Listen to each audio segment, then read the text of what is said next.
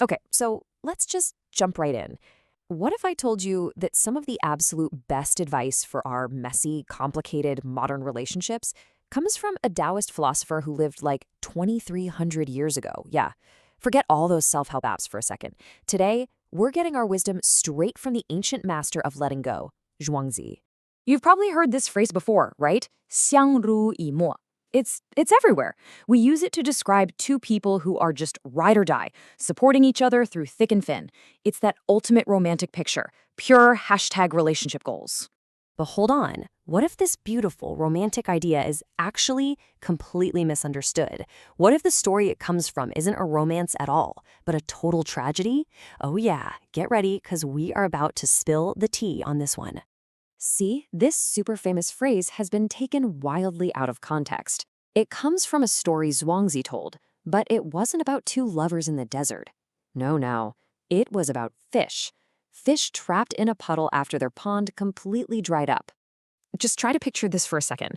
The fish are stranded, they're flopping around in the mud, gasping for air, and to survive, they have to huddle together and spit their own saliva onto each other just to share a little bit of moisture. It's this desperate, last-ditch effort to keep each other alive. Sure, it's kind of a beautiful tragedy, but it's born from a really, really toxic environment. So here's the kicker. Zhuangzi wasn't praising this situation at all. He was using it to make a much, much bigger point. Right after he describes this tragic scene, he basically asks, instead of this desperate struggle, wouldn't it be better if they could just forget about each other in the vast rivers and lakes? And this slide just lays it out perfectly. On one side, you've got the relationship born from crisis, from that dried-up pond. That's survival bonding. But on the other, you have fish that are thriving, totally free, in a huge, healthy ecosystem. And that whole forgetting thing, it's not about being cold or distant. It means you're both so secure and free that you don't need to constantly cling to each other to survive. I mean, how incredibly modern does that sound? Zhuangzi was literally talking about healthy personal boundaries thousands of years before it became a therapy buzzword.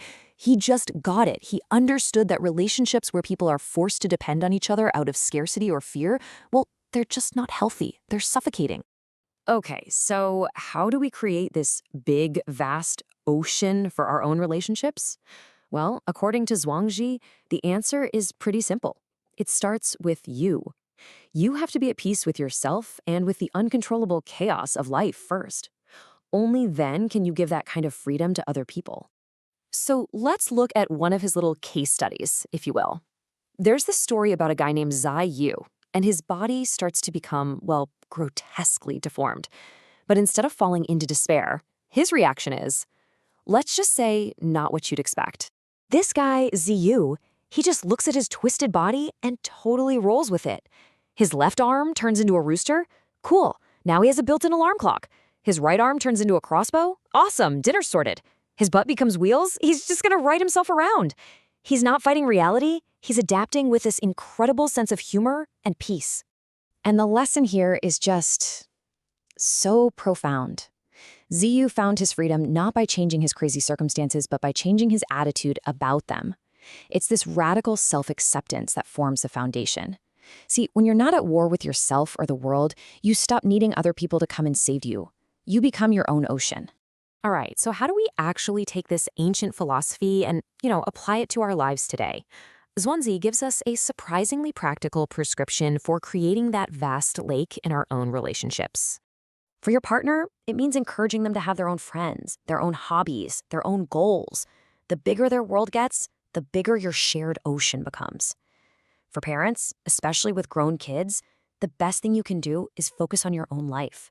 Your happiness gives your children the freedom to live theirs without guilt. And for all of us as children, you know what?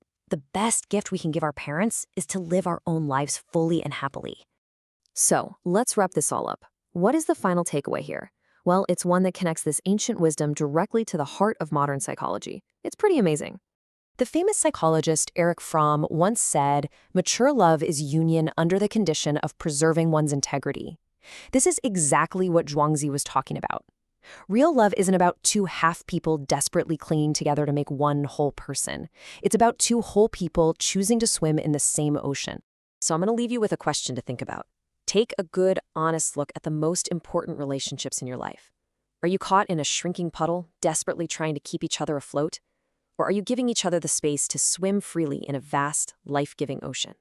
The choice, as Zhuangzi taught us all those years ago, is ours.